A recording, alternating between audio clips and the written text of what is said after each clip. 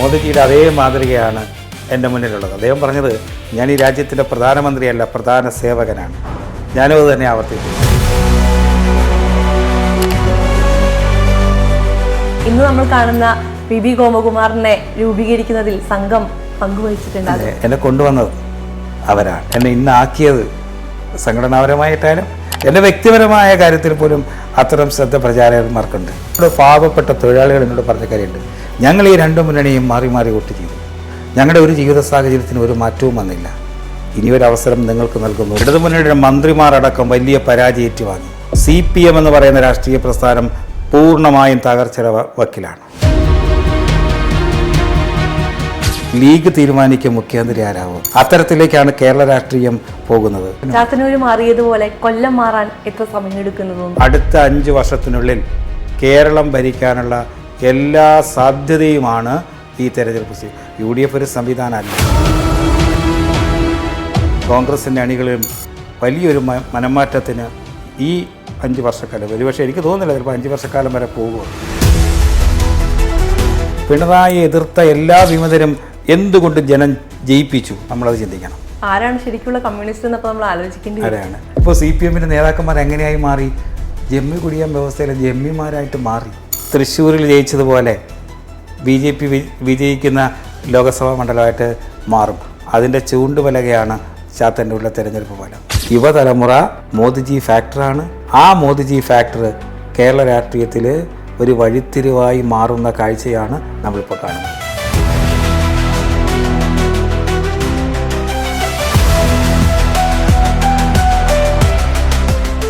നമസ്തേ. ഇത്തവണ നടന്ന കേരളത്തിലെ നിയമസഭാ തെരഞ്ഞെടുപ്പിൽ ഏറ്റവും ശ്രദ്ധേയമായ മത്സരം നടന്ന ചാത്തന്നൂർ. ഇടതുകൂട്ടയായ ചാത്തന്നൂരിൽ കാവിക്കൊടി പാറിച്ച ശ്രീ BB ഗോപകുമാർ സാറാണ് ഇന്ന് നമുക്കൊപ്പം ചേരുന്നത്. സാർ നമസ്കാരം. നമസ്കാരം. ആദ്യം തന്നെ അഭിനന്ദനങ്ങൾ, ഒരുപാട് സ്നേഹം, സന്തോഷം. നമുക്കറിയാം, നമ്മൾ തിരഞ്ഞെടുപ്പിൻ്റെ മുൻപ് നമ്മൾ ഒരിക്കൽ കണ്ടിട്ടുണ്ടായിരുന്നു. അന്ന് സാർ അത്രത്തോളം ആത്മവിശ്വാസത്തോടു കൂടി പറഞ്ഞു ചാത്തന്നൂരിൽ BJP അല്ലെങ്കിൽ താമര വിരിയും എന്നുള്ളത്. ഇന്നത് യാഥാർത്ഥ്യമായിരിക്കുകയാണ്. എനിക്ക് തോന്നുന്നു തിരഞ്ഞെടുപ്പ് ഫലം വരുന്ന സമയത്ത് ആദ്യമായി താമര വിരിഞ്ഞത് ചാത്തന്നൂരിലാണ്. എത്രത്തോളം സന്തോഷമായി അല്ലെങ്കിൽ എത്രത്തോളം അഭിമാനം തോന്നുന്നൊരു മുഹൂർത്തമാണിത്? വലിയ സന്തോഷം നൽകിയ ഒരു നിമിഷം. ചാത്തന്നൂർ പോലെ നിയമസഭാ മണ്ഡലത്തിൽ, കമ്മ്യൂണിസ്റ്റ് കോട്ട എന്നൊക്കെ മുൻകാലങ്ങളിൽ അവകാശപ്പെട്ടിരുന്ന മണ്ഡലത്തിൽ BJP ജയിക്കുക എന്ന് പറയുന്നത് വളരെ സന്തോഷകരമാണ്. രണ്ട് മുന്നണികൾക്കൊരു പൊതു താല്പര്യമുണ്ട്. BJP ജയിക്കാൻ പാടില്ല. ആ പൊതു താല്പര്യത്തെ കൂടി അവഗണിച്ചിട്ടാണ് നമുക്കിത്തവണ ജയിക്കാൻ പറ്റുക. ജനങ്ങൾ നൽകിയൊരു വലിയ പിന്തുണയുണ്ട്. ഈ ഒത്തുതീർപ്പ് രാഷ്ട്രീയത്തിനൊരു മാറ്റം വരണം. ഇവിടെ BJP തന്നെ ജയിക്കണം. നിരവധി ഘടകങ്ങളുണ്ട്. അവിടെ 2016-ലെയും 2021-ലെയും നിയമസഭാ തെരഞ്ഞെടുപ്പ് 2ാം സ്ഥാനത്ത് വന്നു. ഇപ്പോൾ തിരുവനന്തപുരം കോർപ്പറേഷൻ നമ്മളെന്താ ഭരണത്തിൽ വരാനൊരു പ്രധാന ഘടകം? കഴിഞ്ഞ തവണ നമുക്ക് 35 കൗൺസിലർമാരുണ്ട്. അപ്പോൾ മുഖ്യ പ്രതിപക്ഷം ആരാണെന്ന് ജനത്തിനറിയാം, BJP ആണെന്ന് അറിയാം. ചാത്തന്നൂർ അത് തന്നെയാണ്. 14-21-ൽ 2ാം സ്ഥാനം. അപ്പോൾ ഏറ്റവും പരീക്ഷിക്കപ്പെടാൻ സാധ്യതയുള്ളത്, പരീക്ഷിക്കപ്പെട്ടാൽ വിജയിക്കാൻ കഴിയുന്നത് BJPക്കാണ് എന്ന് മനസ്സിലാക്കിയിട്ട് തന്നെയാണ് ഇക്കുറി BJPക്ക് അനുകൂലമായിട്ട് വോട്ട് രേഖപ്പെടുത്തിയിട്ടുള്ളത്. അവിടെ മോദിജിയുടെ ഭരണനേട്ടം ഒരു ഘടകമാണ്. അവരുടെ മുന്നിലൊരു ഇതുണ്ട്. ഈ UDF കൊടുങ്കാറ്റെന്നൊക്കെ അവർ പറയുന്നുണ്ട്. ആ കൊടുങ്കാറ്റ് വീശിയപ്പോഴും ചാത്തന്നൂർ മാറി ചിന്തിച്ചത് ഈ 2 തവണത്തെ 2ാം സ്ഥാനം പരീക്ഷിക്കപ്പെടേണ്ടത് BJPയെ തന്നെയാണ്, മോദിജിയുടെ പ്രതിനിധിയെ തന്നെയാണ് പരീക്ഷിക്കപ്പെടേണ്ടത്. അതാണ് വിജയത്തിലേക്ക് നയിക്കാനുള്ളൊരു ഘടകമായി മാറിയിട്ടുള്ളത്. ഇപ്പോൾ അങ്ങ് 3 തവണയാണ് ചാത്തന്നൂരിൽ മത്സരിച്ചത്. അതിൽ ആദ്യത്തെ 2 തവണയായി നോക്കുമ്പോൾ ഇപ്രാവശ്യവും ഒരു 10,000-ലധികം വോട്ടിൻ്റെ വർധനവ് നമുക്കുണ്ടാക്കാൻ സാധിച്ചിട്ടുണ്ട്. എല്ലാ തവണ മത്സരിക്കുമ്പോഴും കൃത്യമായി വോട്ട് ശതമാനം കൂട്ടിക്കൊണ്ട് ഒരു ഓർഗാനിക് ആയിട്ടുള്ള രീതിയിൽ വോട്ട് വളർത്താൻ ചാത്തന്നൂരിൽ നമുക്ക് സാധിച്ചിട്ടുണ്ട്. അതിന് പിന്നിലുള്ള സീക്രട്ട് എന്താണ്? സംഘപരിവാർ പ്രസ്ഥാനങ്ങളുടെ ഒരുമിച്ചുള്ള ഒരു പ്രവർത്തനമുണ്ട് തെരഞ്ഞെടുപ്പ് സമയത്ത്. അല്ലാത്തപ്പോഴും ഈ സംഘപരിവാർ പ്രസ്ഥാനത്തിന് മുഴുവൻ പ്രവർത്തകർ ഒരുമിച്ചാണ് നിൽക്കുന്നത്. അതുകൊണ്ട് തന്നെ ചിട്ടയായ ഒരു സംഘടനാ പ്രവർത്തനം തെരഞ്ഞെടുപ്പ് സമയത്ത് നമുക്കവിടെ നടത്താൻ കഴിഞ്ഞു. ശ്രദ്ധിക്കപ്പെടേണ്ട കാര്യം, 196 ബൂത്ത്, 174 ബൂത്തിൽ സമാന്തര വോട്ടർ പട്ടിക തയ്യാറാക്കിയിട്ടുണ്ടായി. ആ സമാന്തര വോട്ടർ പട്ടികയിൽ ആരൊക്കെ പോൾ ചെയ്തിട്ടുണ്ട് എന്നും അരമണിക്കൂർ ഇടവിട്ട് സംയോജകം സഹസംയോജകം തിരക്കുക. പോൾ ചെയ്യാൻ വരാത്തവരെ പോളിംഗ് ബൂത്തിലേക്ക് എത്താനുള്ള പരിശ്രമം നടത്തുക, അതിന് നേതൃത്വം കൊടുക്കുന്ന സംയോജകം, സഹസംയോജകം, പാർട്ടിയുടെ മറ്റ് ഭാരവാഹികൾ. അപ്പോൾ അത്രമാത്രം പാർട്ടിയുടെ തെരഞ്ഞെടുപ്പ് പ്രവർത്തനത്തെ കൃത്യമായും ചലിപ്പിക്കുവാൻ സംയോജകനും സഹസംയോജകനും ഒക്കെ കഴിഞ്ഞിട്ടുണ്ട്. അത് തന്നെയാണ് ഈ 4000 വോട്ടിൻ്റെ ഭൂരിപക്ഷം എന്ന് പറയുന്നത്. അത് ഒരിക്കലും നമുക്ക് ചെറുതായി കാണാൻ സാധിക്കില്ല. അല്ല ചെറുതായി കാണുക, പക്ഷേ കുറച്ചും കൂടി ഭൂരിപക്ഷം പോയാനേ ഈ രണ്ട് മുന്നണികളുടെയും ഒത്തീർപ്പ് രാഷ്ട്രീയമില്ലായിരുന്നെങ്കിൽ ഞാൻ ആദ്യം പറഞ്ഞതുപോലെ 10000 വോട്ടിൽ കവിഞ്ഞ് ഭൂരിപക്ഷം പോകാൻ എല്ലാ സാധ്യതയുണ്ടായിരുന്നു. തോൽപ്പിക്കാൻ വേണ്ടിയുള്ള വലിയ പരിശ്രമം രണ്ട് മുന്നണിയും നടത്തി, കഴിഞ്ഞില്ല. അതാണ് യാഥാർത്ഥ്യം. അതുകൊണ്ടാണ് ഭൂരിപക്ഷത്തിൽ ചെറിയ വ്യത്യാസം വന്നത്. അല്ലെങ്കിൽ 10000 വോട്ടിൻ്റെ ഭൂരിപക്ഷം കിട്ടുമായിരുന്നു. ഈ ചാത്തന്നൂർ എന്ന് പറയുമ്പോൾ സാധാരണക്കാരായ ജനങ്ങളുടെ ഇടമാണ്. നമുക്കറിയാം കശുവണ്ടി തൊഴിലാളികളുണ്ട്, അല്ലെങ്കിൽ അവർ പോകുന്ന വെച്ചാൽ നമുക്ക് ഭയങ്കര ഹൈഫൈ ആയി ജീവിക്കുന്നവരിൽ ഉപരി ഭയങ്കര സാധാരണപ്പെട്ട മനുഷ്യരാണ്. അവരിലേക്ക് ഇറങ്ങിച്ചെല്ലാൻ എത്രത്തോളം സാധിച്ചിട്ടുണ്ട്? അതെ, ഇത് അടിസ്ഥാനപരമായ ഒരു തൊഴിലാളി മണ്ഡലമാണ്. സാധാരണക്കാരായ പാവപ്പെട്ടവരുള്ള കയറും കശുവണ്ടിയും കൈത്തറിയും ഒക്കെ ഉണ്ടായിരുന്ന ഒരു നാട്. അപ്പോൾ ആ മേഖലയിലാണ് നമ്മുടെ അവിടുത്തെ ആൾക്കാരെ ഒരു പരിധിവരെ ഏറ്റവും കൂടുതൽ ആശ്രയിച്ചത്. പക്ഷേ ഈ മേഖലയെല്ലാം ഇന്ന് തകർന്നു. ഞാൻ കശുവണ്ടി മേഖലയിൽ ഫാക്ടറികളിൽ ചെന്നു. ആകെപ്പാടെ 3-4 കശുവണ്ടി ഫാക്ടറി അവിടെ ഇപ്പോൾ തുറന്ന് പ്രവർത്തിക്കുന്നുള്ളൂ. അത് എല്ലാ ദിവസവും അല്ല, മാസത്തിൽ 10-12 ദിവസം. അവരുടെ മുന്നിൽ ചെന്നപ്പോൾ അവർ പറഞ്ഞ ചില അനുഭവങ്ങളുണ്ട്. അവരോട് ഞാൻ ഒറ്റ കാര്യം പറഞ്ഞുള്ളൂ, നിങ്ങളൊരവസരം തരുമോ ബി ജെ പിക്ക് ഒരു അവസരം തന്നാൽ ഒരു ജനപ്രതി എന്ന രീതിയിൽ നിങ്ങളുടെ മുന്നിൽ വീണ്ടും വന്ന് നിങ്ങളുടെ ആവശ്യങ്ങൾ എന്താണെന്ന് നിങ്ങളോട് ചോദിച്ച് മനസ്സിലാക്കി ഒരു ജനപ്രതി എന്ന രീതിയിൽ അതിന് പരമാവധി പരിഹാരം കണ്ടെത്താനുള്ള പരിശ്രമം നടത്തും. ഇതാണ് അവരോട് പറഞ്ഞ വാക്ക്.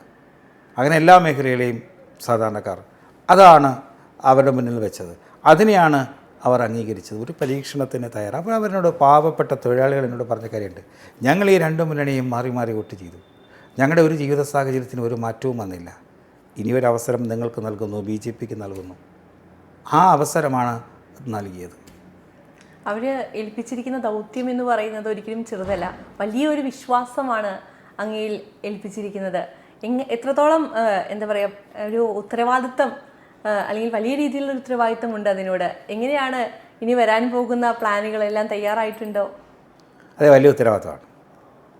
മോദിജിയുടെ സർക്കാർ 2014 അധികാരത്തിൽ വരുമ്പോൾ പ്രകടന പത്രികയിൽ പറഞ്ഞ കാര്യമുണ്ട്, പിന്നീട് വന്ന ലോക്സഭാ തെരഞ്ഞെടുപ്പിലും പറഞ്ഞ കാര്യങ്ങളുണ്ട്, എല്ലാം നടപ്പിലാക്കി. അപ്പോൾ സാധ്യമായത് പറയുക, സാധ്യമായത് പറഞ്ഞിട്ടുള്ളത് നടപ്പിലാക്കാൻ ശ്രമം നടത്തുക. അതേ മാതൃകയാണ് മോദിജിയുടെ, അതേ മാതൃകയാണ് എൻ്റെ മുന്നിലുള്ളത്. അദ്ദേഹം പറഞ്ഞത്, ഞാൻ ഈ രാജ്യത്തിൻ്റെ പ്രധാനമന്ത്രിയല്ല, പ്രധാന സേവകനാണ്. ഞാനും അത് തന്നെ ആവർത്തിക്കുന്നു. അദ്ദേഹത്തിൻ്റെ ആ വാക്കുകൾ തന്നെ കടമെടുക്കുന്നു. ഞാൻ എന്നെ സംബന്ധിച്ചിടത്തോളം ചാത്തന്നൂരിൻ്റെ MLA അല്ല, ചാത്തന്നൂരത്തെ പ്രധാന ജനങ്ങളുടെ സേവകനാണ്. മോദിജിയുടെ ആ വാക്കുകൾ കടമെടുത്തുകൊണ്ട് പ്രവർത്തിക്കുക എന്നുള്ളത് തന്നെയാണ്. അതുകൊണ്ട് തന്നെ പറഞ്ഞിട്ടുള്ള കാര്യങ്ങൾ നടപ്പിലാക്കാൻ കഴിയും. മോദിജി ചെയ്ത് കാണിച്ചു കൊടുത്തിട്ടുണ്ട്. ആ മാതൃക നമ്മുടെ മുന്നിലുണ്ട്. അതുകൊണ്ട് തന്നെ ഈ പറഞ്ഞിട്ടുള്ള കാര്യങ്ങൾ നടപ്പിലാക്കാൻ കഴിയും. അത്തരം വികസന പദ്ധതികൾ കേന്ദ്ര സർക്കാരിൻ്റെ ഉണ്ട്, MLA എന്ന രീതിയിൽ സംസ്ഥാന സർക്കാരിൻ്റെ ചോദിച്ചു വാങ്ങേണ്ടതായിട്ടുണ്ട്, ത്രിതല പഞ്ചായത്ത് സംവിധാനമുണ്ട്. ഇതിനെ മൂന്നിനെയും യോജിപ്പിച്ചുകൊണ്ട് ചാത്തന്നൂരിൽ നടപ്പിലാക്കപ്പെടേണ്ട വികസന പ്രവർത്തനങ്ങൾ നടപ്പിലാക്കാനുള്ള പരമാവധി പരിശ്രമം ആത്മാർത്ഥമായി നടത്തും. ഈ തിരഞ്ഞെടുപ്പ് ഫലം വന്നപ്പോൾ കേരള രാഷ്ട്രീയത്തിൽ വലിയൊരു മാറ്റം സംഭവിച്ചിട്ടുണ്ട്. നമുക്കറിയാം 10 വർഷം ഇടതുപക്ഷമാണ് കേരളം ഭരിച്ചത്, പക്ഷേ അവർ ഒന്നുമില്ലാതെ ആയിപ്പോയ ഒരു തിരഞ്ഞെടുപ്പാണ്. ഒപ്പം തന്നെ UDF വലിയ രീതിയിൽ മുന്നിലേക്ക് വരുന്നുണ്ടെങ്കിലും അവർ ഭാവി എന്താണ് എന്നുള്ളൊരു ചോദ്യം എല്ലാ ജനങ്ങളുടെയും ഉള്ളിലുണ്ട് എന്നുള്ളതാണ്. അപ്പോൾ BJPക്ക് എത്രത്തോളം സാധ്യതകളാണ് ഈ തിരഞ്ഞെടുപ്പ് തുറന്നു വെച്ചിരിക്കുന്നത്? BJPക്ക് വലിയ സാധ്യതകൾ. ഇപ്പോൾ ബംഗാൾ തെരഞ്ഞെടുപ്പ് ഫലം ഒരു വ്യക്തമായ സൂചനയാണ്. അവിടെ മമതാ ബാനർജിയുടെ ഭരണത്തിനെതിരായുള്ള ജനവിധി അത് BJPക്ക് അനുകൂലമായി മാറി. ഇവിടെ ആദ്യം നമ്മൾ നോക്കേണ്ടത് മന്ത്രിമാർ, ഇടതുമുന്നണിയുടെ മന്ത്രിമാരടക്കം വലിയ പരാജയം ഏറ്റുവാങ്ങി. CPM എന്ന് പറയുന്ന രാഷ്ട്രീയ പ്രസ്ഥാനം പൂർണ്ണമായും തകർച്ചയുടെ വക്കിലാണ്. അതുകൊണ്ട് തന്നെ അതിലെ പ്രവർത്തകർ, അസ്വസ്ഥരായ പ്രവർത്തകരുടെ കമ്മ്യൂണിസ്റ്റ് ആശയത്തിൽ നിന്നെല്ലാം വ്യതിചലിച്ചു പോയൊരു ഭരണ സംവിധാനത്തെ നമ്മൾ കണ്ടത്. CPM പൂർണ്ണമായും ബംഗാളിലെ പോലെയും ത്രിപുരയിലെ പോലെയും കേരളത്തിൽ തകരുന്ന കാഴ്ച. ആ അനുഭാവികൾ, ആ പ്രവർത്തകർ നാളുകളിൽ BJPയുടെ ഭാഗമായി മാറി. ബംഗാളിൽ സംഭവിച്ചതുപോലെ ത്രിപുരയിൽ സംഭവിച്ചതുപോലെ BJPക്ക് അടുത്ത 5 വർഷത്തിനുള്ളിൽ കേരളം ഭരിക്കാനുള്ള എല്ലാ സാധ്യതയുമാണ് ഈ തെരഞ്ഞെടുപ്പ്. UDF ഒരു സംവിധാനമല്ല. അവരുടെ ഉള്ളിലെ പ്രശ്നങ്ങൾ തീർക്കാൻ പോലും അവർക്ക് സാധിക്കില്ല. ഇപ്പോൾ മുഖ്യമന്ത്രിയെ പോലും തിരഞ്ഞെടുക്കാൻ കഴിയാത്ത ഒരവസ്ഥ. ലീഗ് തീരുമാനിക്കും മുഖ്യമന്ത്രി ആരാവുമെന്ന്. അത്തരത്തിലേക്കാണ് കേരള രാഷ്ട്രീയം പോകുന്നത്. അങ്ങനെ തീരുമാനിക്കപ്പെടുന്നിടത്ത് എങ്ങനെയാണോ CPM അണികളിലും പ്രവർത്തകരിലും അസ്വസ്ഥതയുണ്ടായി BJPയിലേക്ക് അനുകൂലമായി ചിന്തിക്കുന്നത്, അതുപോലെ തന്നെ കോൺഗ്രസിൻ്റെ അണികളിലും വലിയൊരു മനംമാറ്റത്തിന് ഈ 5 വർഷക്കാലം, ഒരുപക്ഷെ എനിക്ക് തോന്നുന്നില്ല ചിലപ്പോൾ 5 വർഷക്കാലം വരെ പോകുമെന്ന്, കോൺഗ്രസിൻ്റെ രാഷ്ട്രീയവും UDFിൻ്റെ ഇപ്പോഴത്തെ ഘടനയും. ഇടയ്ക്കൊരു വലിയ ചർച്ച മാധ്യമങ്ങളിൽ വന്നതാണ്. എന്തെങ്കിലും കാരണവശാൽ നേരിയ ഭൂരിപക്ഷത്തിലേക്ക് വരികയാണെങ്കിൽ ലീഗ് LDFിൻ്റെ ഭാഗമായേക്കാം എന്ന ചർച്ച വരെ നമ്മൾ മാധ്യമങ്ങളിൽ കണ്ടതാണ്. അതുകൊണ്ട് തന്നെ എപ്പോഴും നിലപാട്, ഇപ്പോൾ മുഖ്യമന്ത്രി സ്ഥാനത്തേക്കുള്ള വലിയ വടംവലി നടക്കുക. സാധാരണ കോൺഗ്രസ്സിൽ ഇപ്പോൾ കർണാടകത്തിലൊക്കെ മുഖ്യമന്ത്രിയെ മാറ്റണമെന്ന് പറയുന്നു.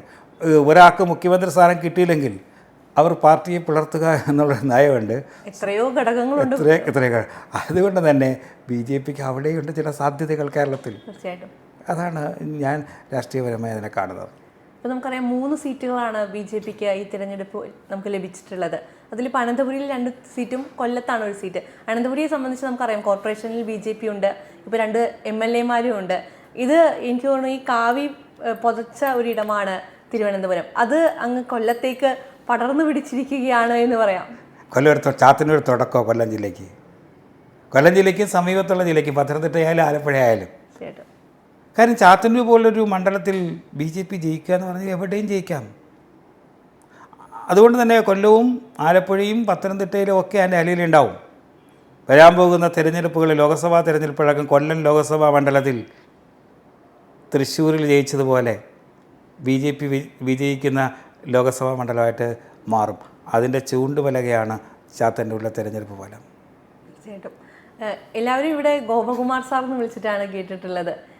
വ്യക്തിപരമായി സംസാരിക്കുകയാണെങ്കിൽ എങ്ങനെയാണ് രാഷ്ട്രീയത്തിലേക്കുള്ള ഒരു വരവ്? ഞാൻ വിദ്യാർത്ഥിയായിരിക്കുമ്പോൾ തന്നെ രാഷ്ട്രീയത്തിൽ പൊതുപ്രവർത്തന രംഗത്തുണ്ട്, സാമൂഹ്യ പ്രവർത്തനത്തിലുണ്ട്. 95-ൽ ഞാൻ എൻ്റെ സ്വന്തം വാർഡിൽ നിന്ന് ജനപ്രതിയായ ആളാണ്. അന്ന് ഞാൻ മത്സരിക്കുമ്പോൾ ആ വാർഡിൽ മീനാടെന്ന് പറയുന്ന ഞാൻ ജനിച്ച് വളർന്ന് എന്നെ ഞാനാക്കിയ നാട്ടിൽ LDF മാത്രമേ വിജയിച്ചിട്ടുള്ളൂ. 39 വോട്ടുകൾക്ക് അന്ന് മീനാട് വാർഡിൽ വിജയിച്ചു. അപ്പോൾ അവിടെ നിന്ന് തുടങ്ങുന്ന ജനപ്രതി എന്ന രീതിയിൽ തുടങ്ങുന്നുണ്ട്.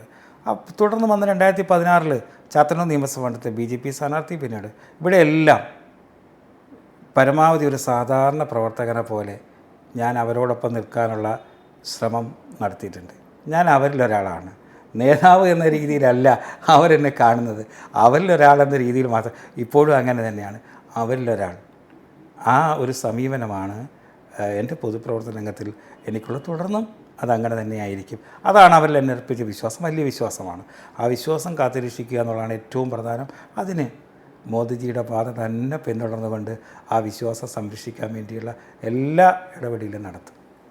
ഇപ്പം നമുക്കറിയാം, എപ്പോഴും സംസാരിക്കുമ്പോൾ സംഘത്തെക്കുറിച്ച് സംസാരിച്ച് കേട്ടിട്ടുണ്ട്. ജീവിതത്തിൽ എത്രത്തോളം ഇന്ന് നമ്മൾ കാണുന്ന BB ഗോപകുമാറിനെ രൂപീകരിക്കുന്നതിൽ സംഘം പങ്കുവഹിച്ചിട്ടുണ്ട്? അതെ, ഞാനിവിടെ പ്രസംഗത്തെ പറഞ്ഞു. 16-ൽ ഞാൻ നിയമസഭാ സ്ഥാനാർത്ഥിയാകുന്നത് സംഘത്തിൻ്റെ ചുമതലക്കാർ. ഇപ്പോൾ പ്രചാരകന്മാരുടെയും പേര് പറയാൻ പാടില്ല, അതുകൊണ്ട് ആരുടെയും പേര് ഞാൻ പറയുന്നില്ല. അപ്പോൾ അതുകൊണ്ട് സ്ഥാനാർത്ഥിത്വം വെച്ചു, എൻ്റെ തിരഞ്ഞെടുപ്പിൻ്റെ കാര്യങ്ങൾ, ഇതെല്ലാം നേതൃത്വപരമായ പങ്ക് വഹിക്കുന്നത്. അതുകൊണ്ട് ഞാൻ സംഘപരിവാർ പ്രസ്ഥാനത്തെക്കുറിച്ച് ഞാൻ പറയുന്നത്. എന്നെ കൊണ്ടുവന്നത് അവരാണ്, എന്നെ ഇന്നാക്കിയത് സംഘടനാപരമായിട്ടായാലും എൻ്റെ വ്യക്തിപരമായ കാര്യത്തിൽ പോലും അത്തരം ശ്രദ്ധ പ്രചാരകന്മാർക്കുണ്ട്.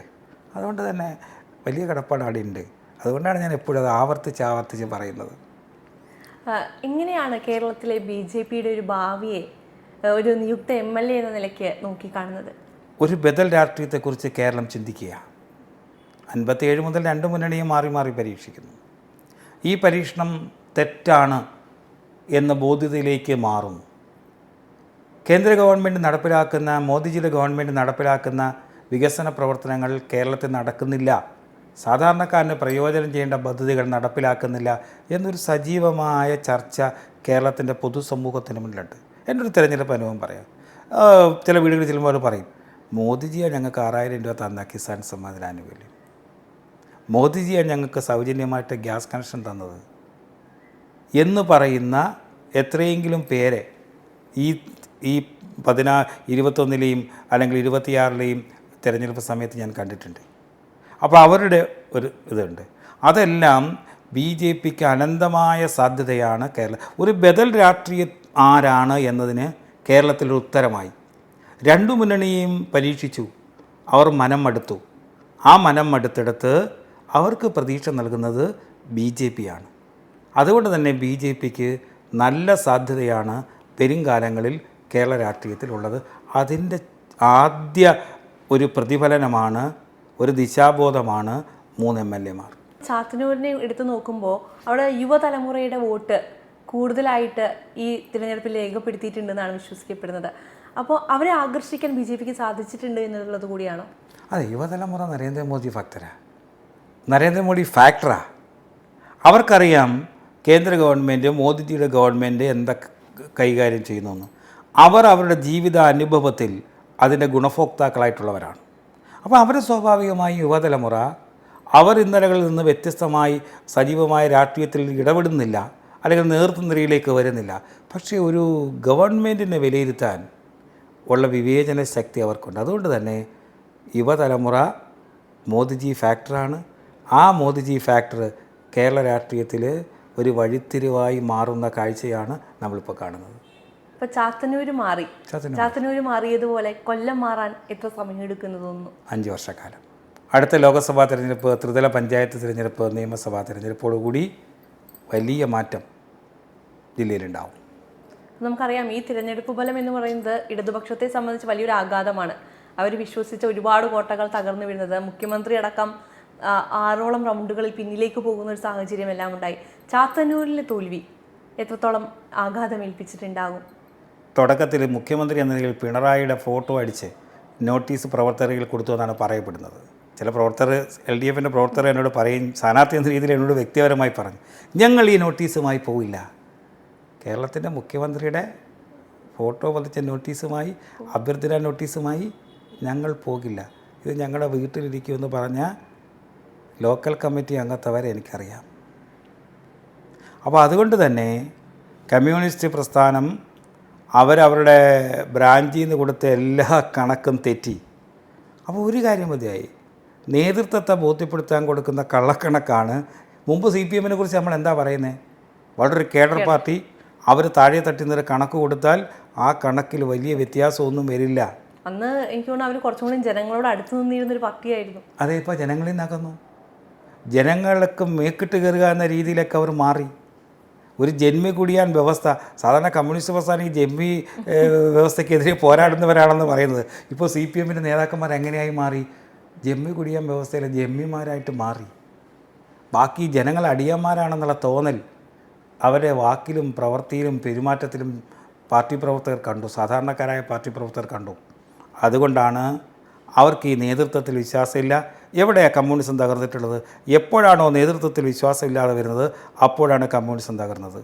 ജി സുധാകരൻ എന്താ പറഞ്ഞേ? കൊട്ടാരക്കരയിൽ ഐഷാപ്പൂറ്റി എന്താ പറഞ്ഞേ? അങ്ങനെ ഓരോരുത്തരും എന്താ പറഞ്ഞേ? വിമതന്മാരെ കൂട്ടത്തിൽ മത്സരിച്ചവരിൽ ഐഷാപ്പൂറ്റി മാത്രമേ നേരിയ വോട്ടിന് പരാജയപ്പെട്ടുള്ളൂ.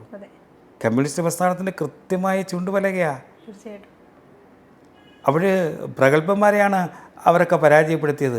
ഇന്നലകളിൽ കമ്മ്യൂണിസ്റ്റ് പ്രസ്ഥാനത്തിൽ ത്യാഗം അനുഭവിച്ചവർ എന്ന് അവകാശപ്പെടുന്നവർ, പ്രത്യേകിച്ച് ജി സുധാകരനെ പോലുള്ളവർ. നമ്മൾ ജി സുധാകരൻ എന്ത് പറഞ്ഞാലും ഒരു കറപ്റ്റഡാണെന്ന് പറയാൻ പറ്റുമോ? അപ്പോൾ ആ ജി സുധാകരനെ പോലുള്ളവർ ജയിക്കുക. ഈ ഇടതുപക്ഷത്തിൻ്റെ പിണറായി എതിർത്ത എല്ലാ വിമതരും എന്തുകൊണ്ട് ജനം ജയിപ്പിച്ചു? നമ്മളത് ചിന്തിക്കണം. ആരാണ് ശരിക്കുള്ള കമ്മ്യൂണിസ്റ്റ് എന്നപ്പോൾ നമ്മൾ ആലോചിക്കേണ്ടി വരും. ആരാണ് കമ്മ്യൂണിസ്റ്റ് ഒന്നും ഇവർക്കില്ലാന്ന് ബോധ്യമായി. അതുകൊണ്ടാണ് ഞാൻ നേരത്തെയും പറഞ്ഞത്, കമ്മ്യൂണിസ്റ്റ് പ്രസ്ഥാനത്തിൻ്റെ ത്രിപുരയിലെയും ബംഗാളിലെയും പോയ അവസാനം കുറിക്കുന്ന തെരഞ്ഞെടുപ്പായിരുന്നു 2026 നിയമസഭാ തെരഞ്ഞെടുപ്പ്. അവിടെ ഉയർത്തെഴുന്നേൽക്കുന്നത് BJP ആണ്. ഇനിയിപ്പോൾ ഭാരതത്തിലെവിടെയും ഒരു ചുവന്ന എങ്ങും കാണില്ല. മുമ്പൊരു തുരുത്തായിരുന്നു കേരളം. ആ തുരുത്തും കൂടി ഇപ്പം നഷ്ടപ്പെട്ടിരിക്കുന്നു. ആ തുരുത്തിലേക്ക് BJPയുടെ വളരെ വേഗത്തിലുള്ള കടന്നുകയറ്റം. ഇപ്പോൾ ഒരുപാട് പേര് പണ്ട് പറയുമായിരുന്നു കേരളത്തിൽ താമര വിരിയില്ല. അല്ലെങ്കിൽ ഈ നിയമസഭയിലേക്ക് ഒരു BJP പ്രവർത്തകന് സന്ദർശന പാസ് പോലും ലഭിക്കില്ല എന്നുള്ള രീതിയിൽ പറഞ്ഞ് കളിയാക്കിയ ഒരുപാട് പേരുണ്ട്. അവരോട് ഇപ്പോൾ BJPയുടെ ഒരു MLA എന്ന നിലയ്ക്ക് എന്താണ് മറുപടി കൊടുക്കാനുള്ളത്? BJPക്ക് ഒരു മേഖലയും അപ്രാപ്യമല്ല, എവിടെയും കടന്നു ചെല്ലാൻ പറ്റും. കേരളത്തിൻ്റെ മുഖ്യമന്ത്രി പദവിയിലേക്ക് വലിയ ദൂരമൊന്നുമില്ലാതെ കടന്നു വരാം. അവരോട് ഒറ്റ വാക്കേ പറയാനുള്ളൂ, ഒരാളുടെയും മുന്നിൽ ഒരു പാസിനും വേണ്ടി ഒരു BJP പ്രവർത്തകനും പോകേണ്ടി വരത്തില്ല. അതാ ഈ മാരാർജി ഭവനിൽ വന്ന് പാസും വാങ്ങിച്ച് നിയമസഭയിൽ മുഖ്യമന്ത്രിയുടെ ഓഫീസിലേക്ക് ആ കസേരയ്ക്ക് മുന്നിൽ ഒരു പക്ഷേ ഇനി പാസ് കിട്ടാതെ പോകുന്നത് CPM പ്രവർത്തകർക്കായിരിക്കും. ആ അവസ്ഥയിലേക്കാണ് കേരളം മാറുന്നത്. എന്തായാലും എനിക്ക് തോന്നുന്നു ഒരുപാട് പദ്ധതികൾ ഉണ്ടായിരിക്കാം ചാത്തന്നൂരിന് വേണ്ടി മനസ്സിൽ. ആദ്യം നടപ്പാക്കാൻ പോകുന്ന പദ്ധതികൾ അല്ലെങ്കിൽ ആദ്യം ചെയ്യാൻ ആഗ്രഹിക്കുന്ന പദ്ധതികൾ ഏതൊക്കെയാണ്? ഒന്ന് അടിസ്ഥാനപരമായ തൊഴിൽ മേഖലയാണ്. ആ തൊഴിൽ മേഖല ഏതാണ്ട് നിശ്ചലമാണെന്ന് ചാത്തൻ. സ്പിന്നിങ് മില്ല്, ടെക്സ്റ്റൈൽസ് രംഗത്ത് വലിയ മാറ്റം ഉണ്ടാക്കിക്കൊണ്ടുവരാൻ കഴിയുന്നതായിരുന്നു ചാത്തൻ ഞാൻ ചർച്ച ചെയ്ത ഈ തെരഞ്ഞെടുപ്പിലും 16ലെയും 21ലെയും തെരഞ്ഞെടുപ്പിലും ഒക്കെ. അപ്പോൾ വലിയ സാധ്യതയുണ്ടായിരുന്നു. പക്ഷേ അതിന്ന് അടച്ചുപൂട്ടൽ ഭീഷണിയിലാണ്. ആ തൊഴിൽ മേഖലയിലെ പ്രശ്നങ്ങളാണ് ഏറ്റവും ആദ്യം പരിഹരിക്കപ്പെടേണ്ടത്. വലിയ സാധ്യതയുണ്ട് അവിടുത്തെ ടൂറിസം മേഖലയ്ക്ക്. കടലും കായലും ചേർന്നൊരു പ്രദേശമാണ്. ആ കടലും കായലും ചേർന്ന പ്രദേശത്ത് ടൂറിസം മേഖലയിൽ നടപ്പിലാക്കപ്പെടേണ്ട ഒരുപാട് പദ്ധതികളുണ്ട്. എല്ലാം സംസ്ഥാന ഗവൺമെൻറ് വഴിയാണ് നടപ്പിലാക്കുന്നത്. പക്ഷേ കേന്ദ്ര ഗവൺമെൻറ് ടൂറിസം പദ്ധതികൾ നടപ്പിലാക്കാൻ ഒരു പരിശ്രമം ഞാൻ എടുത്തു പറയുന്നു. സംസ്ഥാന ഗവൺമെൻറ് വഴിയെ നേരിട്ട് കേന്ദ്രത്തിൽ നിന്നും ചെയ്യാൻ പറ്റില്ലല്ലോ. എന്നാൽ പോലും അതിന് ആവശ്യമായ ഒരു ഇടപെടൽ ആ ടൂറിസം മേഖലയുമായി ബന്ധപ്പെട്ട തൊഴിൽ മേഖലയുണ്ട്, ടൂറിസം മേഖലയുണ്ട്, വിദ്യാഭ്യാസ മേഖലയുണ്ട്, വ്യവസായ മേഖലയുണ്ട്. ഒപ്പം അവിടുത്തെ റോഡുകളുടെ അടക്കം ശോചനീയാവസ്ഥയുണ്ട്. ഇതൊക്കെ പരിഹരിക്കാനുള്ളൊരു 2021 രണ്ടാം സ്ഥാനത്ത് വന്നപ്പോഴും നാഷണൽ ഹൈവേയുടെ വികസനവുമായി ബന്ധപ്പെട്ട് എൻ്റെ മണ്ഡലത്തിൽ ചാത്തന്നൂർ, കൊട്ടിയത്തും ചാത്തന്നൂരും പാരുപ്പള്ളിയിലും ഹൈവേയുടെ വികസനവുമായി ബന്ധപ്പെട്ട് അന്ന് ശ്രീ വി മുരളി അന്ന് കേന്ദ്രമന്ത്രിയാണ്. അദ്ദേഹവുമായി ബന്ധപ്പെട്ടുകൊണ്ടാണ് ശ്രീ നിതിൻ ഗഡ്കരിയെ കണ്ടപ്പോൾ BJPക്ക് രണ്ടാം സ്ഥാനത്ത് വന്ന മണ്ഡലത്തിൽ അങ്ങനെയാണെങ്കിൽ ഈ 3 സ്ഥലത്തും ഹൈവേയിൽ അത്യാവശ്യം മാറ്റം വരുത്താനുള്ള നിർദ്ദേശം അപ്പോഴും നൽകിയിട്ടുണ്ട്. ആ ഒരു വിശ്വാസം എനിക്കുണ്ട്. സ്വാഭാവികമായി ഇപ്പോൾ MLA ആകുമ്പോൾ അത്തരമൊരു വലിയ പരിഗണന ചാത്തന്നൂരിന് ലഭിക്കുമെന്ന് തന്നെയാണ്. അപ്പോൾ അന്നത്തെ അനുഭവം അത് തന്നെയാണ് എന്നെ പഠിപ്പിച്ചിട്ടുള്ളത്. അതും ഈ തെരഞ്ഞെടുപ്പിൻ്റെ ഘടകമാണ്. ഉറപ്പായിട്ടും. എന്തായാലും ഒരുപാട് സന്തോഷം കണ്ടതിലും സംസാരിച്ചതിലും. ഇനിയും ചാത്തന്നൂരുകാരുടെ ഹൃദയത്തിൽ തന്നെ ഈ 5 വർഷക്കാലം സന്തോഷത്തോടെ ഇരിക്കാൻ സാധിക്കട്ടെ.